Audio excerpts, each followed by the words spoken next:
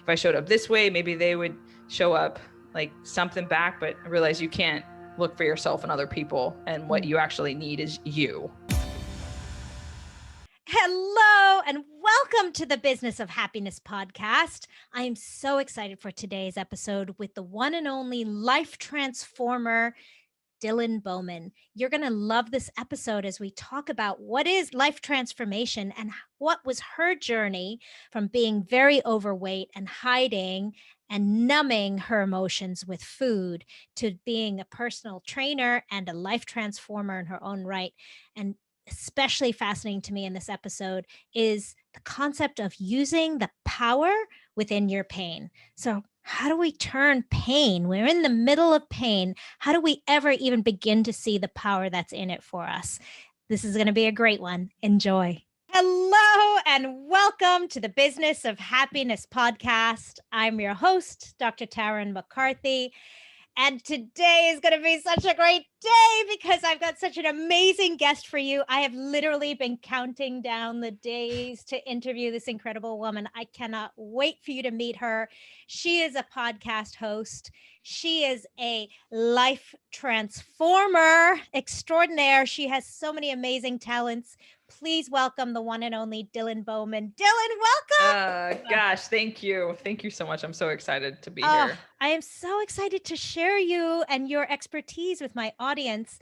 I have been following you and watching the amazing work that you do with your clients.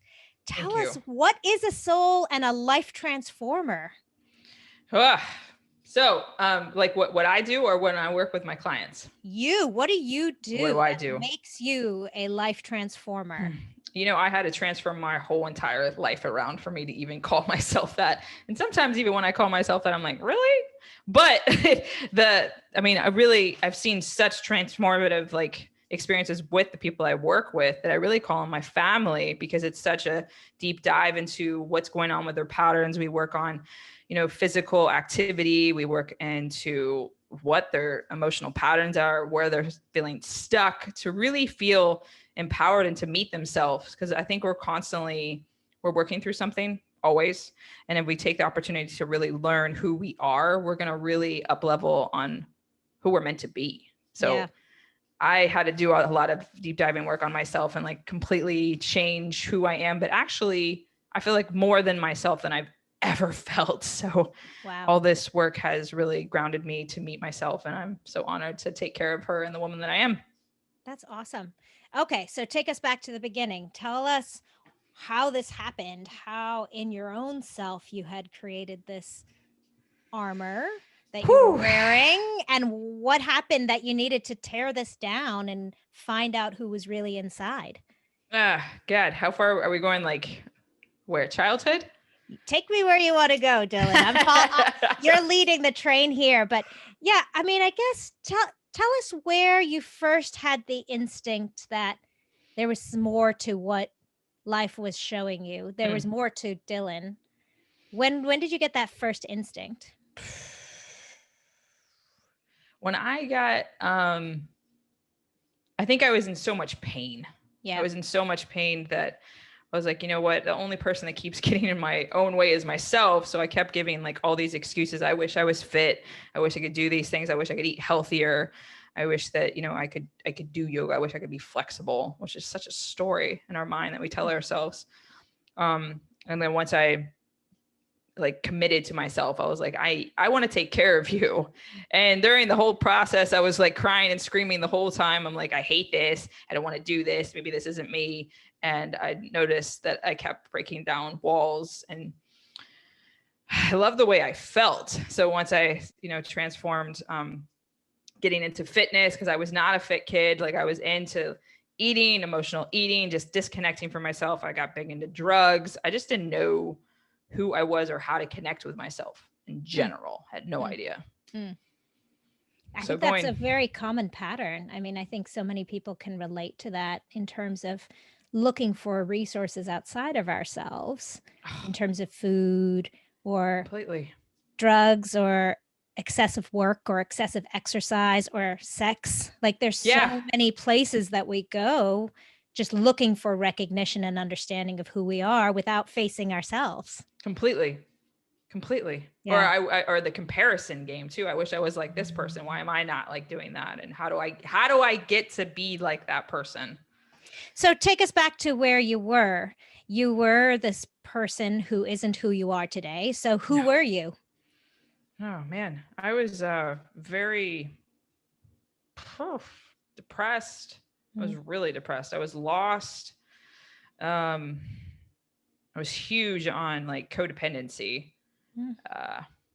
and just didn't really care. The only thing I did have a little bit of light with is I really liked connecting with people. So hearing about them in general, but I never really connected with myself at all. Like I had no idea. I always felt like too much for everybody, and even myself. And what gave you the glimmer of hope that there was something different? When I started actually showing up for myself, and I found people that I could work with that took me onto a journey to meet myself. It was like when I got into fitness, I was like, oh wow, I really like the way I feel. Maybe I could do this for a career. And then it took me down that path. And then I was like, what else can I do? I like got such a love for the transforming myself, like to meet myself over and over again. And then it just kept going. So you had this connection with fitness. You had this connection with getting in shape. And that triggered this feeling of liking how it felt, getting in touch with the emotion of liking how you felt on a daily basis, and then seeing a physical transformation in yourself. Physical. Yeah. Huge. And then from there, actually, I was super fit, but I didn't think so. Wow. It wasn't aligning with it at all. So I lost it too fast. And I actually didn't do like the mind work to keep up with where I was. So it was like, I felt really good. Like certain moments I was like, look at my body, like, look at all this stuff. And then it just wasn't lining up. It wasn't matching. And then I actually got into like, I became a binge eater during that time too. That's really fascinating. So you were already getting healthy, and then you resorted back to those old behavior patterns of binging.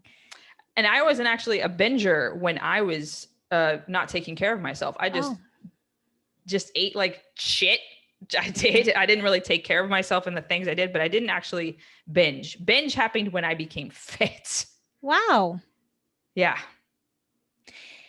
That's such an interesting concept, because I think what happens often is once we empty out that ugliness, once we get rid of something, if we don't intentionally fill it with something positive, just stuff flows in without us even being aware of it. And I think that's what you're saying happened to you at that time. Completely. And I didn't even want to talk about it because I was like, I lost all this weight. I was taking care of myself. And even when I became a personal trainer at first, I would still have triggers of like, oh, I'm really thin. But then when I was stressed, I would binge. I would check out of my body and do it. And I was like, oh my God, this is terrifying. Yeah. And shameful. You feel so shameful. Yeah. Yeah. Especially now that I changed my lifestyle and I was a fitness person to help others. And I was like, oh my God, I'm binging. God.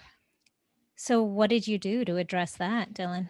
I had to really sit with the pain that was going on through me and see like what I needed. Like, why was I binging? Like what was I disconnecting from? And then I had to understand that I needed to connect with who I was becoming, because I was in denial. I was like, there's no way you're worthy of this lifestyle.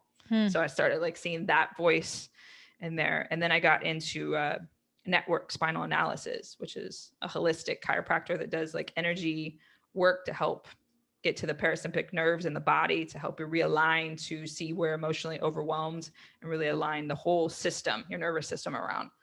So then once I've been under care for over 11 years too. So it's part of my health care. And then once that started to get in line, when I got overwhelmed, I was actually just sitting with the emotion of it more than the pattern. Wow, that's fascinating. So my understanding is that what that practice is just kind of redefining those neural pathways in a new way and getting your brain and your body used to this new way of thinking instead of going around the old patterns that were so hurtful to you. Completely. completely. Wow. So what does that look like? That I've seen some videos on your website. Thank you for sharing those with us, but explain to my audience, what does that practice look like when you're working with your coach? So network spinal analysis. So if you go see a network practitioner in your area, so they do, it's really hard to explain. Even when I was working for the chiropractor and I was doing breath work as well, like it looks like Reiki, but then it doesn't. It's something totally different. They're just doing light touches with your spine to get your nervous system to connect back to your body, to realign everything going on.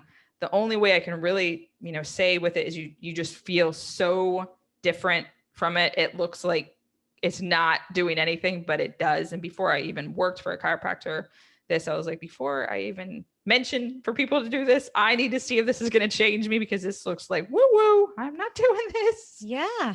And then complete, like, ridiculously amazing work. Super powerful. Super powerful.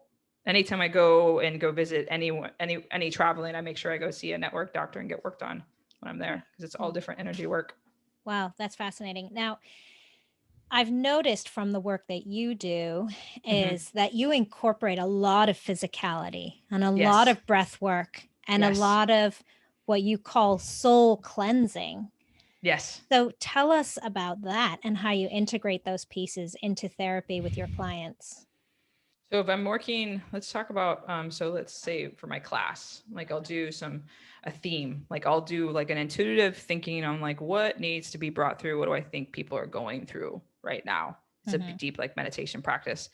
And we do exercise, we do breath work. It's a lot of me speaking, a lot for you to just get a lot of me bringing up a lot of your truths. I can read the energy of what's going on in the room to see what people are going through. And there's really powerful. And I just have people really connect with themselves to see what nuggets of seeds need to come out of them to actually heal and meet and go from workout, yin yoga, mantra work. It's an experience itself too. And the playlist, it takes you through a journey. Like it takes me hours to get the playlist together, because it is like, it has the wording of it to bring up triggers. It has different things. It has you to feel inspired, empowered, cry. This is a safe space for everyone to fully feel what they're going through. Wow. So that's the class experience. So one-on-one, it's very tailored onto what's going on with you individually. So when I meet with someone, what are you craving? What's your soul craving? What do you need? Like, what do you feel like you're stuck in within your life? And sometimes people just come for me for a great workout and like intention workout. And we go from there. And then all this other stuff starts to open up for them. So it's all tailored to what do you have going on? And sometimes you think you're going to come into a session of working out, and that's not what we're going to do today. Wow, interesting. So have you noticed a commonality with your clients? Is there something that everybody seems to be stuck on, or is it a varied experience for everybody? I love that question. That's great. Everyone's varied. Oh, really? Everyone's varied. Yeah. There's a lot of different wounds. Sometimes there's moments where I'll track people, which is my same wound, is I really wanted to be heard and seen. So then sometimes I'll get in a moment where I'm feeling that within myself, and that's the clientele that I'll start to attract. And I'm like, oh, whoa. Okay. Interesting. Yeah. It's really wild. And so it's beautifully healing for both. For when that brings it back in me, then I can bring it back to them. And it's a healing experience for both. Yeah. When was a time in your life where you didn't feel heard and seen? A lot. Yeah. A lot. I mean, I was always wanting to be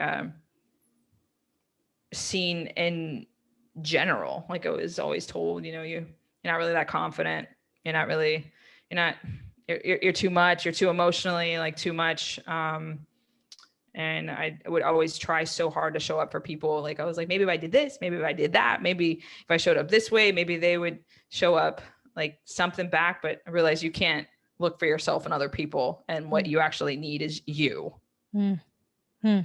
That's fascinating. And you grew up with a ton of brothers, am I right? Yeah. Who probably were big and loud and being seen all the time. Was that a part of this for you? They were actually not. I was the loud one. I was the loudest one, and I kept them all like, I was like, we're doing this, we're doing all these things, and we're going to dance together. I used to throw like dance parties with all of them. And they're like, really, we're going to do this? I'm like, yeah, we're doing this. That's awesome. So you had this leadership quality in you since you were younger. I did. There was a lot of leadership. It's almost like I am the Bowman of the family, which is exhausting. To be interesting. Yeah. I find it so fascinating that on the one hand, you were the leader leading these huge men, and at the same time, keeping yourself small, like trying to not be too big or too large for life. That internal conflict seems like that must have been really difficult. It was very difficult. Yeah. I hear you. It's really interesting as, we kind of look back on our journey. I love the process of looking back at your life's journey and seeing how every moment really led you to where you are now. Yeah. What would you say were some of those big moments for you that led you to where you are now? Oh God, I've had so many. The most painful experiences, like when my last relationship, I was with her, which we do co-parenting. We were with each other for 9 years. Gosh, love her very much, but it was one of the hardest breakups ever. And from there, I almost committed suicide during that process because I was in so much pain. Like I had a family. I was like, oh, I have everything, like I'm wanting in my life. And I really want a family. Like I wanted to have and go from there. So then I just fell hard. And that's how I actually connected with Tori, and Tori Leto changed my life. She brought me into my gift. I mean, like I already had my gifts on where I was, but I didn't actually understand like boundaries. I didn't know what that shit was. Boundaries, like core values, all this stuff. So I had all this other awareness, but not meeting myself with my gifts. So actually Sarah leaving, it was the most painful experience. And of course I would have loved for it to work out, but it actually brought me to soul cleanse. Wow. So it was like the most powerful gift for me to come to myself by her leaving. Isn't that fascinating how sometimes the biggest, most painful wounds are our biggest teachers? Yeah. And that's what I want to bring with people. And that's why I say that like our wounds can bring us our gifts if you really take that opportunity, because our pain, our bomb pains really give us an opportunity for us to meet ourselves.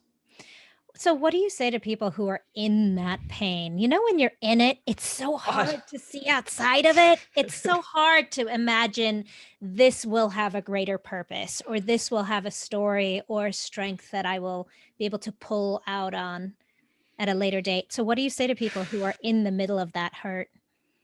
It's a lot of holding space. Yeah. Holding space and like a empathy, and to do little things for themselves to take care of themselves. Because the mind, the story, it doesn't stop. Like for years, I would even Google like, how am I going to get her back? Like how am I going to get my ex back? I would do this for hours and hours and hours and hours. It would make me sick because I was so in denial from that. So it's like, we're going to do what we're going to do during the process to like help us get through, but to have like space for it completely. Cause I used to hate when like, just give it time. You're going to be so much better. And I'm like, shut up. Like, that's because when you're in pain, you don't see that. So it's just holding space for the pain. Yeah. I think that's the bravest thing to do. I think that's the most courageous thing to do, is to be able to give yourself permission to just sit with that pain and feel it, and not escape with all those vices we were talking about earlier, because that's the toughest thing, is if you're going to stuff it down with all these other escape mechanisms. Oh gosh. And then I would have people that were like, why are you not, dating? Why are you not going back out there? I'm like, there's no way that there's something. So when you start to get in touch with yourself, with your pain, you don't want to do things that that are what you don't actually need.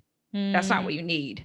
And it's really hard to even just sit with that. And you learn so much about yourself when you actually sit and honor the pain. And I honor, if anyone's listening, if they're going through a deep pain, that there's going to be a beautiful lotus that's going to come out of it. So just be very loving and compassionate with yourself. Do you believe in setting a deadline to stop feeling the pain? Like, how do you just sit with the pain but not swim in it for the rest of your life? You know, when you feel like this is just never going to go away. Gosh, great question. You know, is there like, okay, I'm going to sit with it, but on this date, I'm going to stop and I'm going to grow? I mean, what do you do? How do you know that it's ever going to end when you're sitting in the middle of it? You don't. You're going to take as much time as you need. So when I was in it for a while, then I started setting boundaries on it. Like I would set like a 20-minute timer, like go through it completely raw, whatever I needed to do. And then I would go on with my day. So it was like, I had a date, a time to be like, we're just going to let this all out during this experience. And then we're going to move back through. And then I have that time again for myself tomorrow. So it was like acknowledging I'm still feeling this, but let me set some time for me to actually have it. Eventually it starts getting later. It starts getting, you're like, I don't really want to set time to do this anymore.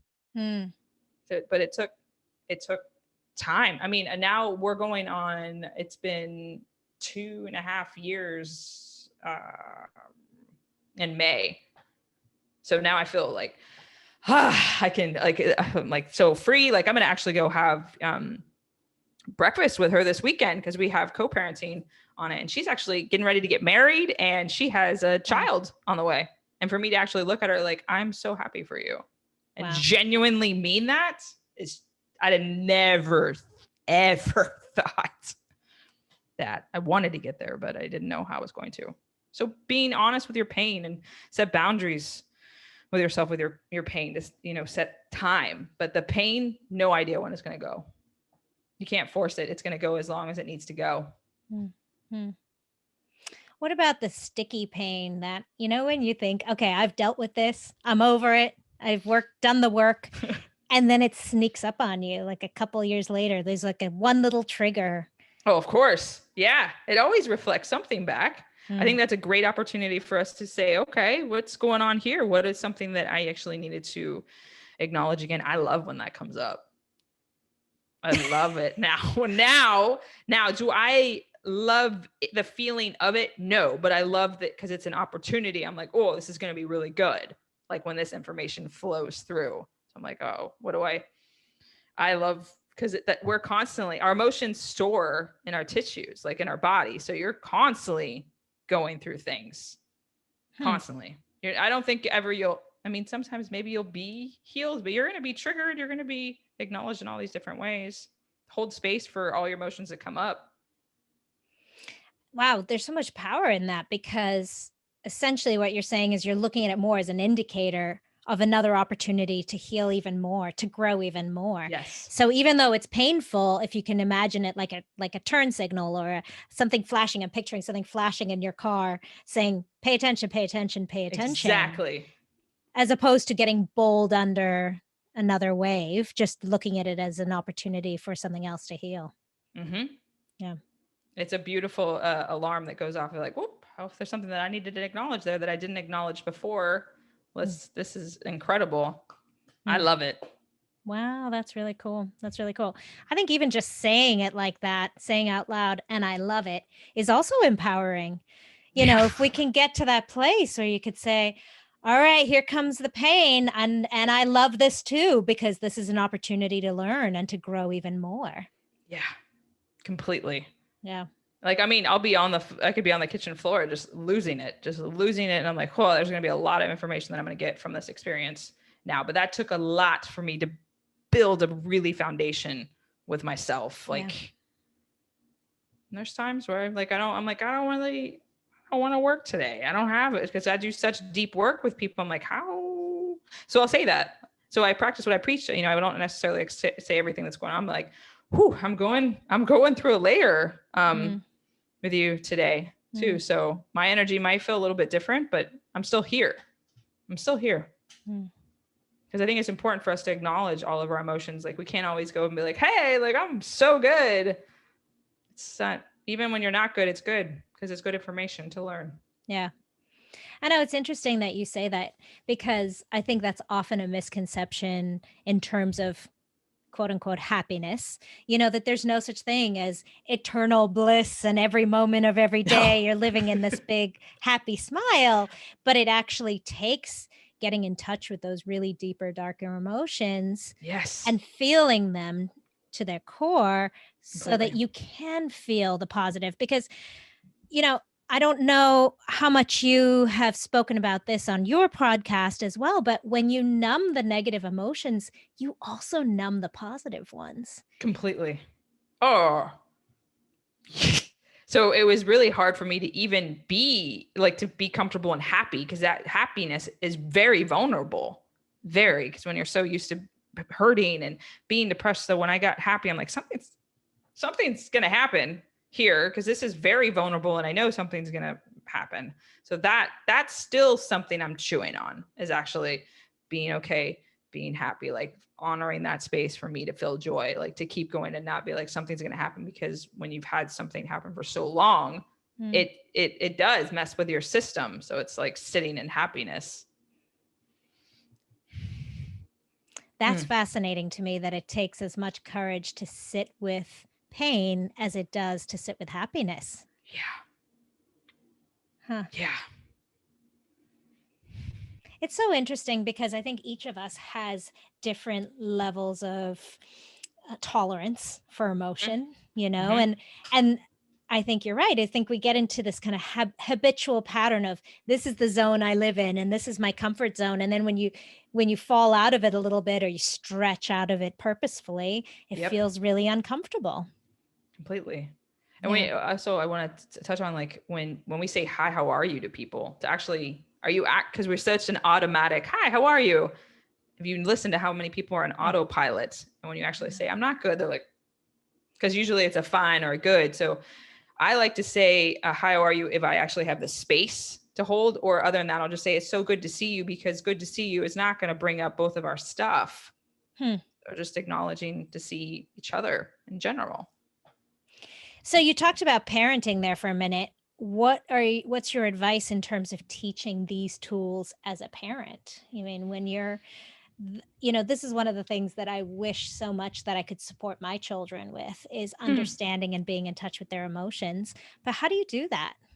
Gosh, it's, I practice what I preach. There's so many parents in his life. There's a lot. I only see him actually just on Fridays for a few hours. So it's like, what can I enjoy with him? So it's always deeply asking him questions, and he's 12, to just hold space on wherever he's at. And he sees my work.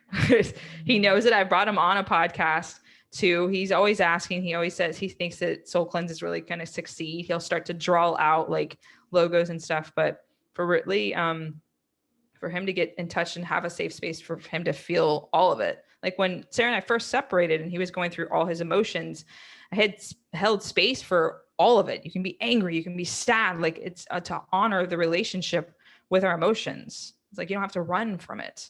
Mm-hmm. So kind of healing those things that it seems like in your early development, people were telling you, don't feel that, don't express that, don't express that. Or it was like too much.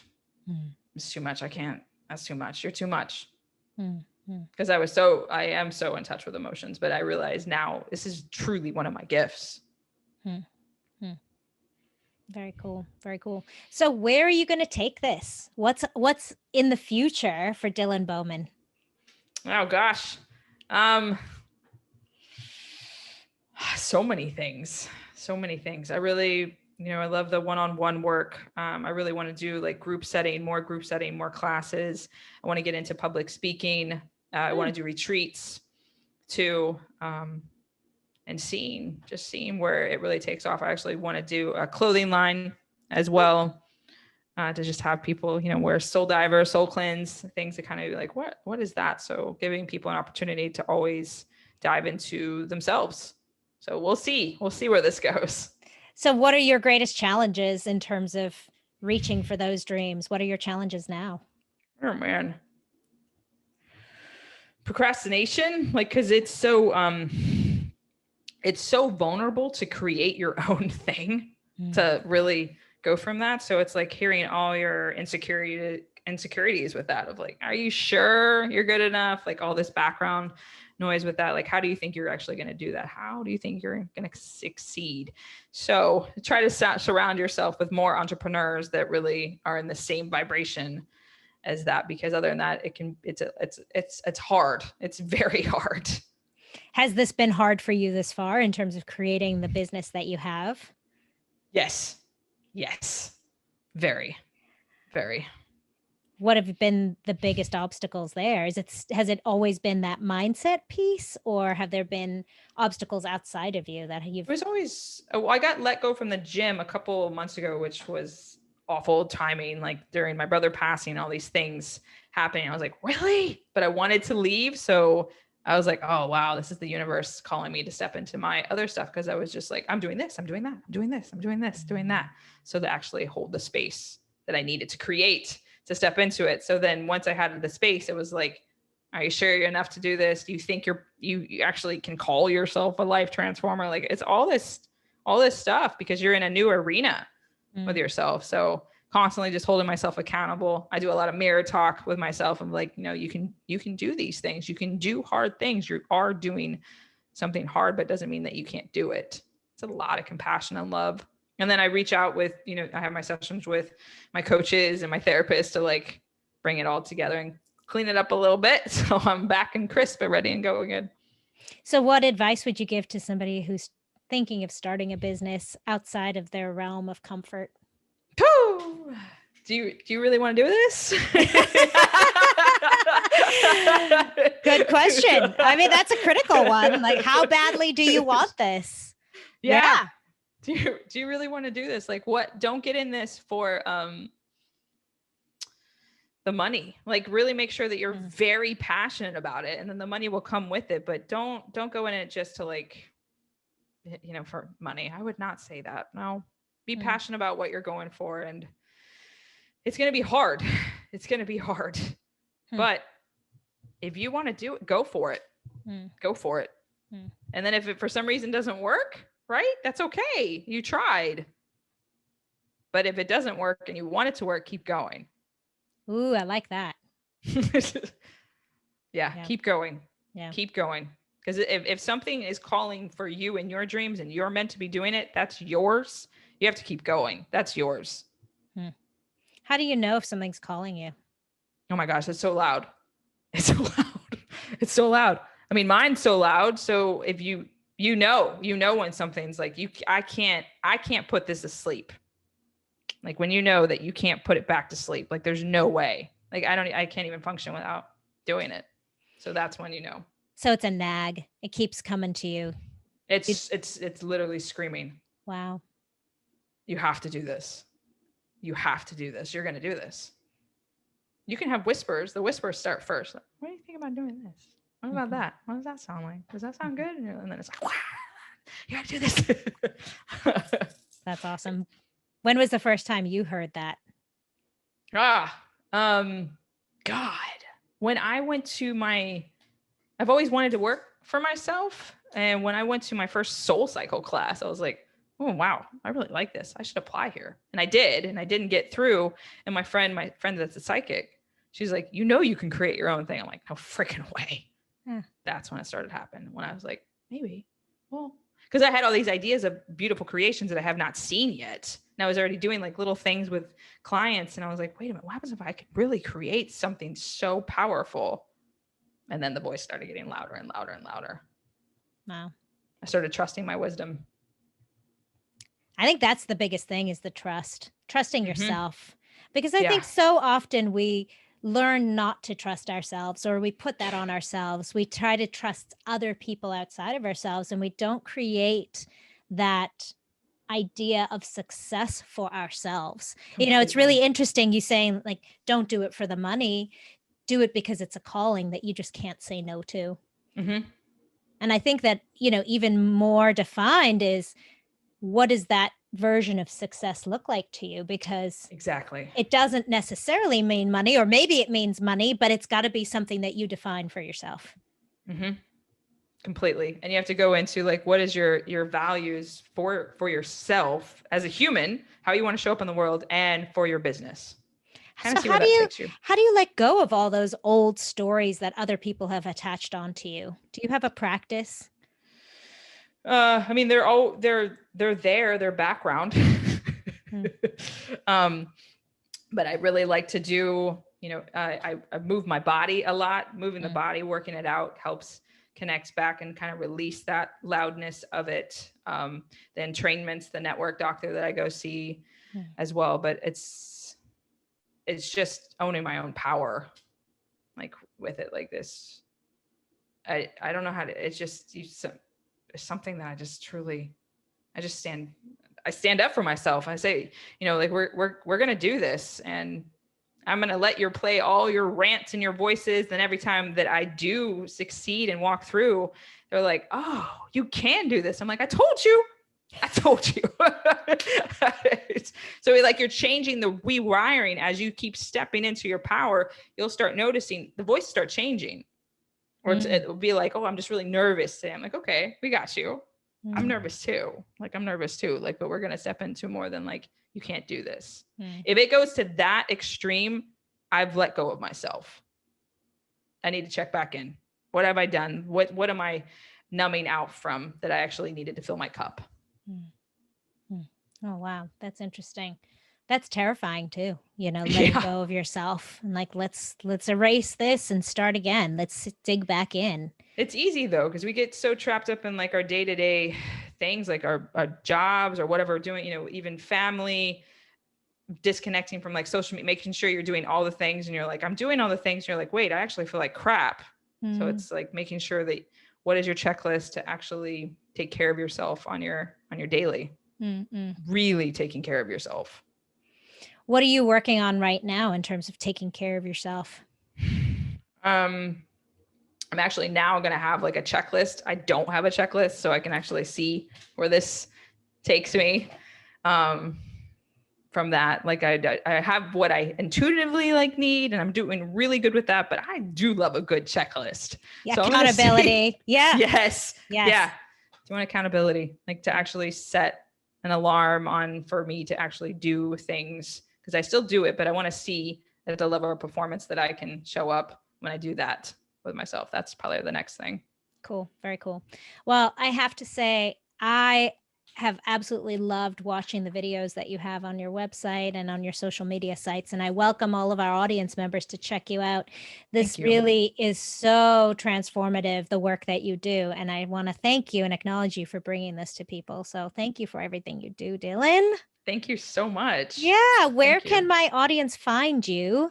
You can find me on Instagram, Dylan, It's Your Time, or you can go over to my website on Dylan, It's Your Time, and then also my Soul Cleanse class too will be on my IG or on my website. And also you can listen to me on Soul Cleanse on Spotify and Apple and everything. Yeah, I love your podcasts that you've been, they're just really vulnerable, really authentic. Really, thank you for that, because I don't think that that's easily conveyed. It's very difficult to be your authentic self on the mic. It's not an easy thing to do, even if that's your greatest intention. So thank you for bringing that. You do it beautifully. Thank you so much. So I have 3 final questions for you. Yes. My first question is, what is your definition of happiness? What is my definition of happiness? To be so good in my own skin and to own my own path. That would probably be my definition of happiness. I like it. Own your own path. Yeah. Because that's just going to take you everywhere, all into the happy. All into the happy. Yeah. Beautiful. Beautiful. And what would you say is your personal superpower? My personal, I have a deep power with like holding space for emotions for people, whatever the emotion is. Huge, huge power within to hold with that. Yeah. And I acknowledge that very much. Yeah. I think I agree with you just from having observed the incredible work you do. I think that's an awesome superpower. And it's fascinating how sometimes we don't even know it about ourselves, our superpowers, until we feel it. Yeah. Yeah. Completely. Yeah. When was the first time you recognized that as your superpower? I've noticed that for a long time. And I was like, I think this is kind of a superpower. And then when I actually was, because it used to like I would be around certain people and I'm like, I can't get realigned with myself. Like it would just be like, I feel their energy and I can't get back in mine. When I got so comfortable and grounded in mine, I was like, oh, I can still hold the space of what they're going through. I was like, this is a power. That's cool. This is a power. Yeah. Very cool. Very cool. All right. The final question, Dylan, is if all of your phenomenal website and your social media and your podcast were to disappear, I apologize. What the crap? If it all were to just evaporate and you knew that you could have all of us listening for 30 seconds to one beautiful message from your heart, what message would you leave us with? God, that's so brilliant. God, I gave you a hug for that one. Okay, hold on. Oh, I like it. I like it. I take it. I'll take it. Okay, so I have nothing. I have nothing. This is my final. This is my final. This is your, well, it doesn't have to be, but yes, this is that's the energy behind it. This is the beautiful message that you're going to leave us with. Yes. Oh gosh. I would say to take everything that you're going through, like all the pain, all the things that you've been through in your life, and to truly take the opportunity to understand and walk through that, because you are going to blossom into your own lotus. Like your beautiful power and your gifts are in your pain, and to open your heart for expansion, because you deserve everything that you could ever imagine, and it's time to create your reality. It's beautiful. That was beautiful. That was beautiful.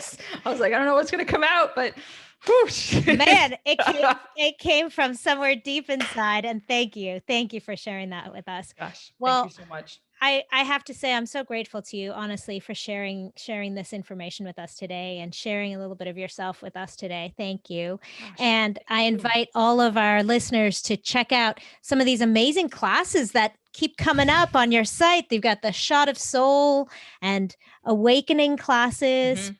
And those group classes are just so powerful in terms of seeing and learning from others as well. So powerful. Yeah. So powerful. Yeah. Well, thank you. Thank you, Dylan. Thanks for being here. And thank you for being on the Business of Happiness. Thank you so much. And thank you to all of you for listening today. I invite you to check out Dylan's website and see all the amazing things she has going on. And also listen to her incredible podcast, Soul Cleanse.